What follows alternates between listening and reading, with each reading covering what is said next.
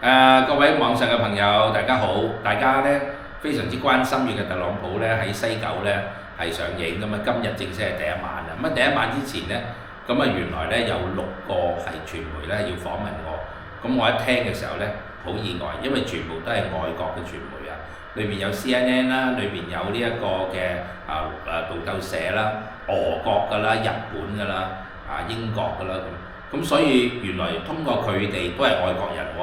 咁嚟訪問我呢，原來佢哋對呢個粵劇特朗普好有興趣喎，好想睇喎。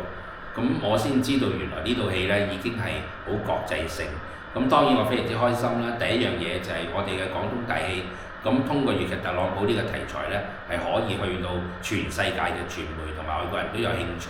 咁甚至好多都問我會唔會呢套戲喺 Broadway 度做呢？呢個係外國人問喎，唔係中國人問。咁所以我覺得即係非常之開心咯。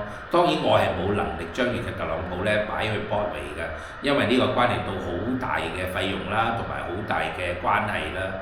咁但係如果當然有一日能夠夢幻成真，係有人係可以將我哋呢個戲帶到去 Broadway 嘅，或者帶到去全世界任何一個地方度公映，佢哋話馬來西亞係最多人想睇我呢套戲。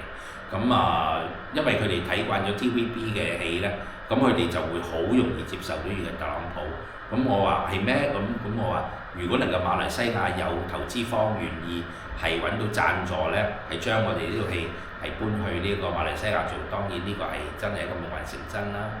短期內當然我希望能夠喺澳門度做，因為我哋比較容易處理啦。咁所以亦希望真係好快有個夢幻成真，我哋可以去澳門嘅地方度先演啦。咁亦希望多啲人做，多啲人嚟做呢個戲。當然仲有一樣嘢就係今次呢係做4場呢，真係一票難求啦。咁好多人都買唔到飛，就開始向我投訴喎，就話點解你做咁少？咁可唔可以再做呢？咁所以我本來諗住呢，粵劇特朗普4.0呢係1年之後先做嘅。咁但係而家既然大家咁多人想睇呢套戲，咁我都想同演員呢研究下，有冇可能我哋盡快揾到一個地方能夠再演粵劇特朗普俾大家睇咯。咁所以都係今晚非常之開心啦！喺西九呢個地方延續咗新光嘅激情。咁我心裏邊亦係好帶住一種好興奮嘅心情呢嚟睇今次嘅粵劇特朗普，因為呢次嘅3.0呢係同之前嘅1.0、2.0係唔同㗎。咁裏邊係改咗好多正嘢，咁所以我都期盼出嚟嘅效果會係點嘅。咁所以喺呢度向各位網友交代一下粵劇特朗普而家最新嘅消息。多謝大家。